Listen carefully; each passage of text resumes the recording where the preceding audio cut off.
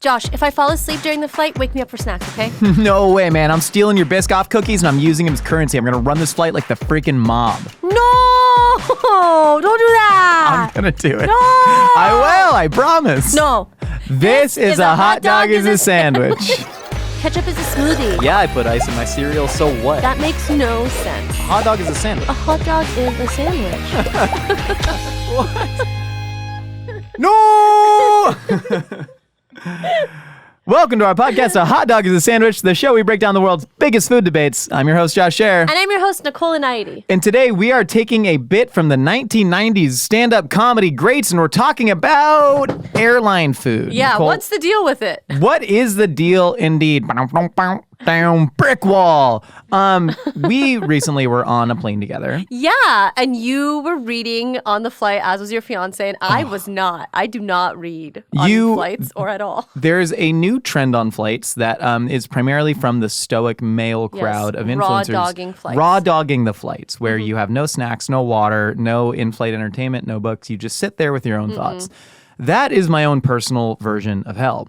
Yeah, I like to switch it up. Like I look at the map, I talk to people, I go on my phone. I don't believe in raw dogging a flight. Absolutely not. Bad for your brain. How do you feel though about eating on flights? Because I have been known to raw dog the food on flights. Like you don't eat at all ever? I don't eat at all. Or what I do, and I still sort of stand by this, but I'm open to changing, is I go very Spartan mode. Because if I'm traveling to anywhere, there's food that I want to eat at that destination. Oh. Because any other city, like when I flew to New Jersey for 2 weddings, spent a week there, I had 11 unique New Jersey only foods that I partook in, Nicole. And that's what I was there. I was there for the meatball salad. I was there for the shrimp parmesan hoagie. I was there for the New Jersey Shore style crab boil.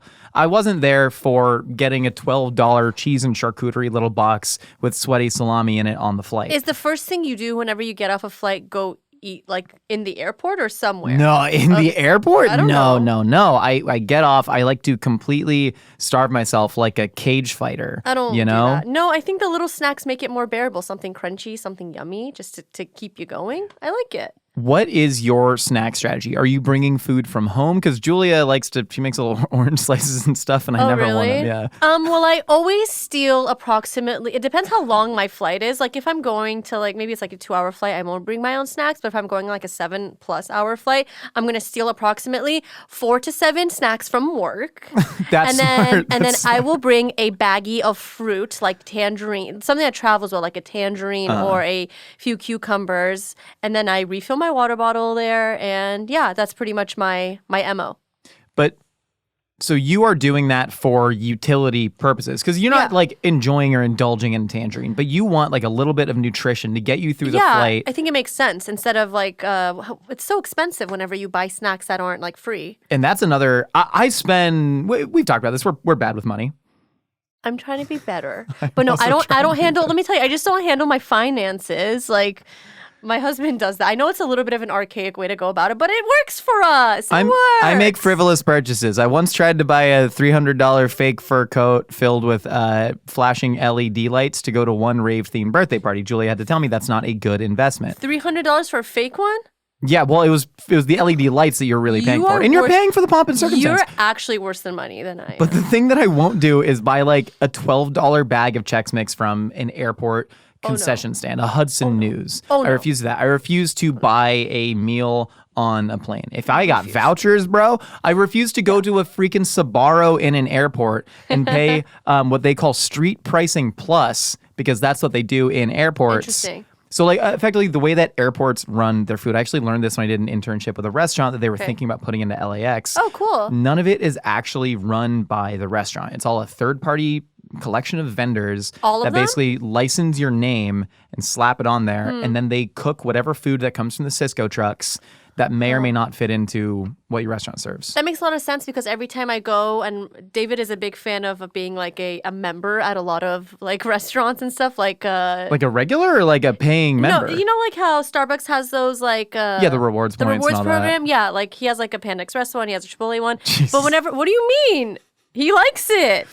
He's good with money. No, he's not good with money. No, he's not good with money. Panda Express does not have a rewards program for charity. They do it because they make more money off of you. I'm saying Panda Express is making money off of you on the rewards. You think you're saving. All you're doing is buying more Panda Express than you ever would. Well, that is the way these function. That's what credit card points are. I'll go breathe, relax. You could get a free Chipotle bowl. Hold on. You could get a free Chipotle bowl if you buy like 12 Chipotle bowls. What are you talking about? That's free. Okay, I'm calm now. Okay, so, but whenever we went to the Panda Express in LAX, they're like, oh, we're not affiliated with that rewards program. Really? They won't even let you use it. So that makes sense how it's from a third party. It makes a lot of sense. That'll be $27 for your Kung Pao chicken. I do love airplane Panda Expresses more than anything else, though. That is a good thing to do. If I generally try and keep it as healthy as possible in airports because I'm about to, again, utterly hard. binge on Taylor ham sandwiches at the Jersey Shore or like a Sonoran style hot dog if I'm flying into Arizona. And so I tend to not indulge. However, I was reading, I think it was Ruth Reichel's memoir, and she talks about how airports are like these liminal spaces where you can do and eat whatever you want. Yeah. And recently, it was on the way back from tour where we were flying out of Philly. And I had like hurt my back, and the tour was, it was super fun, but it was very mentally taxing, very physically taxing. Naturally. And so I'm at the airport about to get on like, a 6-hour flight back to LA. And I go to the airport bar and I got a shot and a beer, a Yingling, a lager, Nicole, a proper Pennsylvanian beer. And then I bought a cheesesteak and I was like, I'm not done drinking here. And I just got a Fernet and Coke. And I bought the bartender a shot of Fernet. Why? And my flight was very, very enjoyable. You weren't full of alcohol and cheesesteak? I was exactly full of alcohol and cheesesteak, which is good? Good, bad. It's a false dichotomy. I felt so bad that I felt euphoric. I had ascended. So I never want to be in the middle of a bell curve. I never want to be properly hydrated and nutrished. What I want to be... Do you remember what I ordered on the flight back from Mythicon? Do you remember my drink order? I was like so sick. I had 102-degree fever on that flight. I was so ill. I was literally not conscious. So no, I don't remember anything that you did. Gin and black coffee together. Ew. I got a shot of gin and a cup of black coffee. But like, do you do that for yourself? Feel. Are you doing that for yourself, or are you doing that to be like, hey guys, I got a gin and black coffee because you don't know how to turn it off? I am completely the singularity between my online persona and my actual soul have now reached. They've fused. I don't know where the performance stops and the person begins. All I know is I'm ripping aviation gin, shout out to Ryan Reynolds, and burnt airport coffee, and it made me feel something. So that's maybe what I need on a flight. It's something that's either going to make me feel from deprivation or like utter indulgence. Yeah. What about peanuts? Hey, can we talk about peanuts? All the kids got the peanut allergies. I used to love the peanuts. I was a big fan of the peanuts, but also I must say the Biscoff cookies are quite delightful. So different airlines have different like signature snacks, right? It looks like is Delta the... No, Biscoff is American, I believe. It's American and Alaska. I think Alaska is owned by American, maybe? I don't know. All these are big conglomerates and they need to be shut down from antitrust laws. But anyways, there are certain free snacks because I don't want to get scammed by the up pricing, right? And I don't need like the nutrition that a little salami and like warm hummus cup is going to give me. My parents never allowed for that kind of tomfoolery. Absolutely never. not. They would never allow it. But the free snacks on airplanes, what is the best free airplane snack? Biscoff. It's got to be the Biscoff, right? Biscoff with a ginger ale, light ice. That's me. 100% of the time. I have started, again, don't know if this is the performance or the person, but I have started ordering calimochos. What does that even mean? Do we know, Peanut Gallery, we know what a calimocho is? Her name is Callie Uchis. She's a superstar, okay? Calimocho is what dirtbag Spanish teens drink, which is the cheapest red wine you can find mixed with Coca-Cola. That's what it's called. A calimocho. Yeah, it's very erudite. It's very cultured. Do you ask the attendant for a calimocho, or do you just say, can I get a red wine and Coke? Can I get a red wine and God Coke? bless But you. then they start asking questions. They're like, why do you do that? How familiar are you with dirtbag Catalonian teens? And they say not really. I'll either do that or a tomato juice and sparkling water. Sometimes I do tomato juice when I'm feeling frisky. But I mix the tomato juice and sparkling water to make a tomato soda. So you can throw. I call it fizzy soup. I think. You know what you like? You like pop chips.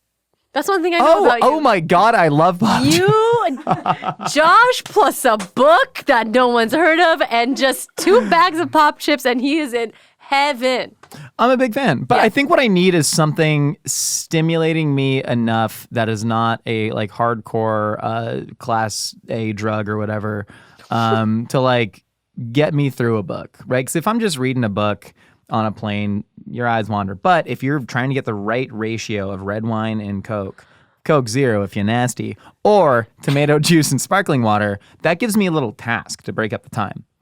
I'm happy for you. Yeah. But the last thing that I want is like a sensible meal on an airplane. No, me either. It's not about sensibility on a plane. You just got to do what you have to do just to get over it. Should we start teleporting? Why do they keep their chips in the fridge?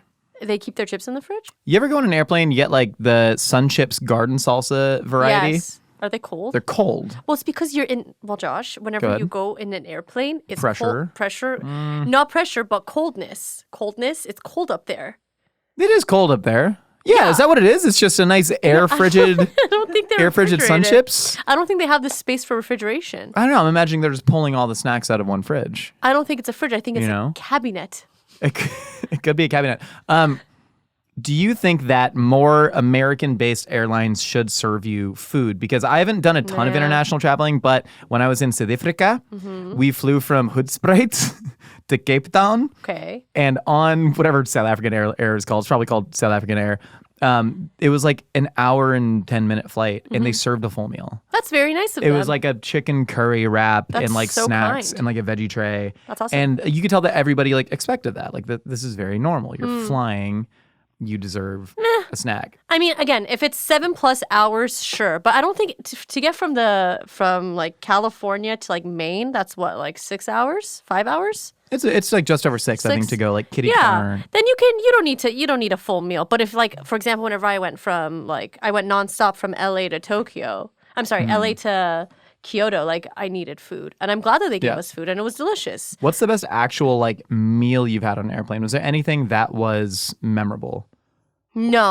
No, actually, yes. One time I flew from LA to New York on Mint Airlines. Like, I think it was Delta Mint. I don't know what it is. I think it's JetBlue Mint. And I had a meal literally made from like a New York chef, and it was delicious and beautiful. The potatoes were perfectly cooked. I had like a little like piece of like tenderloin, and it was wonderful. Wow. And I had like a chimichurri on it, and I had like 3 glasses of champagne.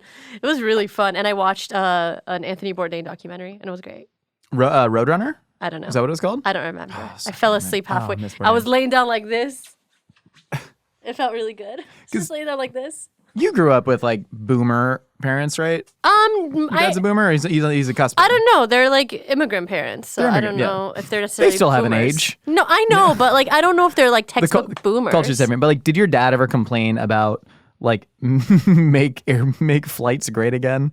Did Never. you ever complain about like people used to dress up at the airport and used to be in a van, they used to serve you food? No, but my dad would always dress up. He does actually, like for like passport photos, and like whenever he goes to like the DMV, he does dress up at the Look DMV. good, feel good, baby. Look good, feel good. My dad used to travel internationally once every 3 months from California to China, Shanghai. So he was all about wearing like comfortable clothes and stuff. Yeah. So no, he's not like that. So my dad was like a textbook boomer, literally born in 46. And then he was a plane dad. We've talked about plane dads. I don't remember. Dads that are really into planes. He was a plane guy? He worked for airlines for like a majority of his career. I remember he like helped you get, like you guys like got rid of a snake in between. Yeah, that was when he worked at a smaller airport, Palomar Airport in San Diego, and he taught me how to kill snakes. Yeah, I remember that story. Because he would have to drive a Ford Bronco around the runway to try and clear any pests that could get sucked up into an engine. Sure. And the snake, you can't run it over because snakes, their bones are so malleable, they'll just recover from that. You got to take a shovel, you got to bash its head off.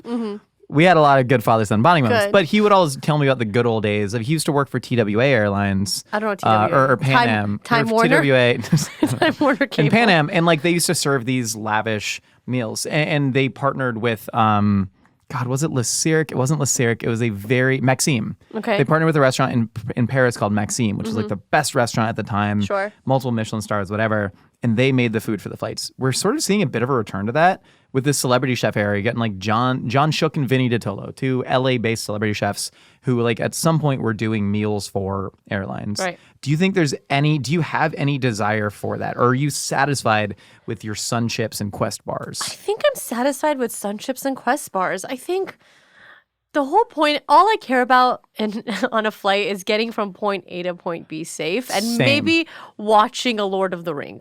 Like, that's all I want to do. Even though I don't love Lord of the Rings, that's probably my least favorite trilogy film out of all of the trilogy films of all time.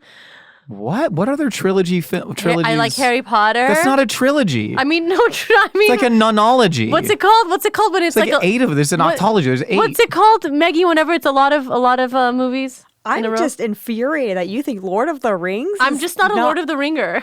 Precious. I mean, I'll watch Fantastic Beasts and Where to Find Them. Cookies, Hobbitses. I'll watch Star Wars, like whatever. But like, I'm not there to have the best flight experience of my life. Yeah. Will I hopefully one day like fly first class and do all these things, yada yada yada, have a meal by a celebrity chef? Sure, why not? But I don't think that should be the base. I think just the most important thing is that my pilot knows how to get from point A to point B. I don't even need that. And that the airport stewardesses or whatever, what are they called? Flight attendants, sorry. Stewardess? Are just like kind, but not like overly kind, just like I don't like him kind. people. I like him sassy. You do? Oh, I love a good sassy no. flight attendant. Oh, I don't. Well, I mean, I just like them normal, like just like plain run of the mill, like simple, and sitting next to someone who like won't fight for the armrest. That's all I need. That's it. Headphones, free headphones. Last time, Julie and I were sitting on the aisle and the window, and a dude sat in front of us, and he fell asleep and was grabbing at my leg, and I didn't know what to do. If there's anything that I hope our audience comes to know after this, it's that airports are scamming you. And you should not buy a single piece of food. No, really, you should not buy a single piece of food in an airport because they're upcharging like crazy. And actually, about half of all airport revenues come from airlines. Then half of the revenues come from the actual concessions themselves. You're getting absolutely bilked. What you should do is take food from home. And what I would recommend, hear me out, a couple boiled eggs. There's nothing that a couple boiled eggs cannot get you through in life, Nicole. Listen, if you bring boiled eggs, tuna sandwich, or any sort of food heavily spiced with fenugreek, I hate you. No. I hate you. What you're going to want to do, I hate you. Go onto that plane and you are going to dominate Stinky. olfactorily, Nicole. Stinky. You are going to get on that and they are going to know who the alpha on that plane is. You think somebody's going to fight for that armrest when you're sucking down eggs filled with tuna next to them? Absolutely not. You can't do that. that. You get good usable protein, and then once you've gotten your protein intake goals for the 6-hour flight, when you land in Jersey, you can't do that. you can eat as much saltwater taffy as you want on the beach. No, you can't do that. Oh, you can eat as much saltwater taffy. No, great. don't. You can get crab fries. No. Chicky and Pete's on the boardwalk. I'm sorry. Come on, it's unacceptable. man. That's unacceptable. I will say also like a Cheez-It on a flight. Oh, Cheez-Its are great. Almost more Cheez-Ity. Let's start running through like rapid fire. Good plain snack, bad plain snack. Go for it. Beef jerky. Yes. Great plain snack? Yes. Trail mix. No. Why? Sticky. I ate 1,100 calories worth of trail mix on my last 3-hour flight. It was great. Oreo bits. Oh, so good. Full-sized Oreos. Oh, bad. Let's get Quest bars. Good. They're typically the only protein bar they stock at Hudson News. What is Hudson? You keep saying what is Hudson News? That's like where they sell magazines and 5-hour energy shots. You know what I actually do on flights? Why don't you just say the place you buy magazines? I'm lying. I'm a fraud. I'm like, bring food from home. Do you think I have the foresight to do that? I can't answer an email. What I do is I go to the Hudson News. And why is it called? Are they all called? I don't know why Hudson it's called Hudson News. They're all people will know. Comment below if you know what Hudson News is. You all do. No one I go to comments. Hudson News, and depending on how long I'm traveling, I will buy like 5-hour energy shots and 5 Quest bars. Do you believe in sleeping on an airplane? I can't. Never. Unless it's a lay down seat, like the two such times. A princess. The 2 times I cannot sleep on flights, and so what I do is I get all just rip spit on energy, and then I just tear through a book. Or I watch some sort of coming of age movie because that's my favorite. I watched Boyhood on a flight. Ugh. Richard Linklater, man. Phenomenal. What a talent. Well, the best airplane snack I think is water. No, you're going to want to dehydrate yourself. No, Hear me no, out. no, Drink some water. tomato juice, the sodium in there. It's going to leach your muscles of all of their water. And then that way you can drink something better when you get to your destination. Just drink water. Have maybe a free Biscoff cookie, and also just be nice to your neighbors whenever you're sitting like next to someone. Just be nice. I flew on a now defunct airline, 40-minute flight. I was able to get 4 drinks in that 40-minute period. I don't drink on airplanes. Free alcohol on that flight. I don't drink on airplanes. Bad juju. I don't like it. Well, agree, disagree. All right, Nicole. What I are you hurt my scratching? webbing. I hurt my webbing of my thumb. I don't want to hear about your wedding. We've heard Webbing, webbing. I don't want to hear about your webbing. webbing. We've heard what you and I have to say. Now it's time to find out what other wacky ideas are rattling out there in the universe. It's time for a segment we call Opinions Are Like Casseroles.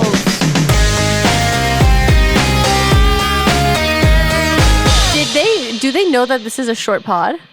Oh, this is a short pod. This is a short pod because we don't want to talk for more than 30 minutes today. We're very tired. I'm a sleepy girl. And life is hard. I slept so bad last Nicole night. hurt her webbing. I hurt my webbing so bad right now. My webbing was pinched. Can you see that? Zoom in. Enhance. It hurt. Look at the how webbing. pink it is compared to my other webbing. I slept really great last night. I skipped my morning workout to sleep more. Good. Because sometimes if you sacrifice sleep for working out, you're actually just doing more damage to your body. All right, let's get to that first opinion. Hey guys, I'm worried long-time about my listener, webbing. first-time caller. I just want to know what your thoughts, opinions are on household dishcloths.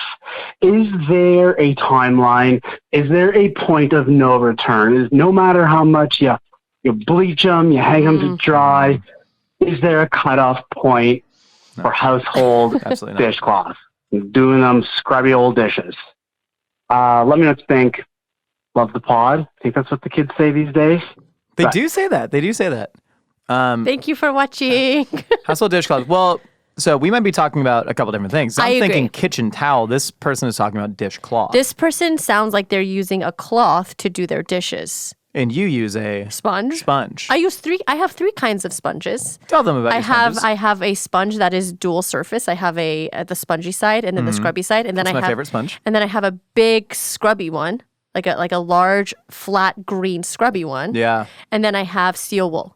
Yeah, those are the 3 sponges you need. I think instead of talking about whether or not there's an expiry date to your dishcloth, you need to be asking why you're using a dishcloth in the first place. I guess if you don't want to throw sponges away, because sponges certainly They have an expiration. You got to throw away the sponge. Did you know that Ava Mendez created a sponge where whenever the top layer is gone, that means it's time to throw your sponge out, so it stops the bacteria. Ava Mendez? Yeah. Ava What Mendez. can't she do? I know. She's gorgeous. Gorgeous. She She's a directed fantastic- the Flamin' Hot Cheetos movie about Richard Montañez. Is that Ava Mendez? It's Ava Longoria. That's Ava Longoria. I get we'll the take Avas that confused. back. We'll take that back. Well, Ava Mendez still does great work. We love Ava Mendez, but yeah, she's an incredible actress, great mom, and created a cool sponge. Great in Too Fast, Too Furious. As far as dishcloths, though, I think you can just bleach them in perpetuity. I think No, because after a while they start getting stinky and gross. even if you really just bleach them. I say I mean, you boil 6 them, you months. Sanny them. 6 months. 6 months, then throw them away. Really interesting, because my kitchen towels last forever, but I'm not cleaning up hard messes. But Yeah, I'm cleaning yeah. soft messes. I use my kitchen towels for my coffee, and that's it. And then sometimes if the cat poops on the floor and we're out of paper towels, I'll use a kitchen towel, and then I just throw that right away. Good. Yep. Your cat doesn't poop in its litter box? There's a demon in his litter box because we've gotten the self-cleaning litter box. Oh, the litter robot? The litter robot. Congratulations. And every time it turns, it's been about 6 months, and every time it turns, the cat understands that it's a demon doing it. And so he goes over to the thing, goes, and starts hitting his litter robot. He still poops in there mostly. And most of the time he doesn't poop on the floor, but he does vomit because he'll start screaming and I'll feed him. And then he eats it sweetie. so fast that he throws it right back up. Sweetie mama. Yeah, he's a Why don't cute you get little one of guy. those bowls that are like slow feeding bowls? Well, instead I just give him a quarter of the food and I stand there going, watching him eat the food, and then I dole out more. Parenthood. Am I right? All right. Next opinion, please. I have to know. It's killing me. Oh, Please. God, I want to tell you. Are Pringles just thin, deep-fried gnocchi? I have to know. Oh, he did it. Thanks so much. Love the podcast. Bye. Oh, he absolutely did it, and he's absolutely correct. The absolute madman. The absolute madman did it. Yeah. And they are. Yeah. Not only that, so like most people think of gnocchi. Gnocchi doesn't have to be made with potato. Most gnocchi is made with potato. It'd be nice if all of them were. I agree entirely. You never really get Parisian gnocchi and it's just flour or a gnudi with ricotta. Give me the potato. I agree. Potato. So the way a Pringle's made is it's dehydrated potato that is mixed into a slurry, shaped, and then reformed and like fried. They're not even called chips, right? Yeah, they're like potato product? Potato crisps product, something. Sure. There was legislation about this. But if you've ever had I cannot remember what region it's from, but a gnocco frito. Gnocco frito, a lot of them are very, very thin, and they do puff up almost like chippies. I had a plate of like burrata and Pringles prosciutto. don't inflate. They don't, but I'm saying like that is the ultimate. If you are to go from the far left side of the ultimate pillowy boiled gnocchi, the softest gnocchi, to the hardest gnocchi. We've made those before, the pillowy gnocchi frita. We did make gnocco frito. Yeah, we've made it. But then if you go all the way to the right, the hardest, thinnest gnocco frito is a Pringle. You're right. That is great. Well done. Well done. Slow clap. You should feel very good about that. You should feel good about yourself. One more, Maggie. Maggie, one more. Maggie, Come on. It's a Hi, short pod. my name is Chandri. I'm from Oklahoma. And I was just wondering if either of you have had Indian tacos with Hell yes. we ate them all the time growing up with the fry bread. Mm-hmm. And traditionally it was just like taco ingredients on top of this like fry bread, but sometimes it was like chili and other things like that. Anyway, one of Oklahoma's greatest delicacies, and if you haven't had it, I urge you to. So thanks. Love the pod. Bye. Fry bread absolutely rips. Fry bread tacos rip even harder. Yeah, they're really good. And you know what we call a fry bread taco in Taco Bell parlance? What is a chalupa? It's a chalupa, Yeah. right? It's really fascinating because a chalupa is a flat bread that has been deep fried. Right. That is, what fry bread literally is. One of my best friends growing up was Navajo, and his dad used to cook for us all the time. And he would make like menudo because so many from the southwestern tribes, the food will be similar to a lot of like Mexican food that has deep indigenous roots. So we'd eat like menudo with fry bread all the time, and I absolutely loved it. And he would make, he just called them fry bread tacos. Sure. And they're utterly fantastic. It's tough because when we talk about like indigenous foodways in America, and a lot of people are like, I love fry bread. And it's like, those were like born from rations. Sure. They were given like lard and flour, baking soda, and oil. They had to make do with what they had. Yes. Had to make do. So it's like a very complicated legacy, as a lot of food is. It's utterly delicious though. Right. And I wish there were more in California. I've only had fry bread tacos or Navajo tacos once, and that's because I made them. So I've never had like a proper one made by someone who's probably made it for a few years. So I get the general gist of it, but I've never had one made by like someone other than myself. I went to a food truck once. They did a sort of like bison, almost like a picadillo, like the just spiced ground delicious. bison Yeah. and fry bread, like lettuce, cheese, tomato, very Taco Bell-esque in that way. And like, man, it's just really, really good. I would kill for one right now. Also, Oklahoma, that's another place that I once traveled to, starved myself on the flight, got there so I could eat more chicken fried steak and gas station breakfast tacos. I need to travel the U.S. more. This is my Achilles heel. I need to stop getting on these international flights and just go to Poughkeepsie or something. What's wrong with me? I agree. There is with so much that you can, like, we went to in El Reno, Oklahoma, the place that like maybe invented the Oklahoma onion burger. That's so cool. And it was special. We went to like one of the original diners that served the New Jersey Sloppy Joe before it became a ground meat sandwich. What's wrong with me? Stop traveling internationally and just explore all of the things we have in USA! Go to Bakersfield, go to Fresno, eat all the Punjabi and Basque food that you can. I want to. There's culinary treasures here, man. Dearborn, Michigan. Eat the Somali food. Oh my gosh, there's an incredible Basque restaurant in Bakersfield that I really want to go to. Oh, it's called like the Something Inn. It's yes. Sweet Willow Inn. And they have like a famous dish that I really want to try, but I don't know what it is right the now. pickled lamb tongue? Yes, the pickled you're tongue? so smart. I haven't been to that Basque restaurant, but I've been to another Basque restaurant. I want to go. I can't remember the name. We need to do a whole Bakersfield-based pod. Shipping up to Bakersfield, man. Love me some Bakersfield. Well, thank you so much for stopping by Hot Dog is a Sandwich. We got new episodes out for you on all audio platforms on Wednesday, new videos out on Sunday.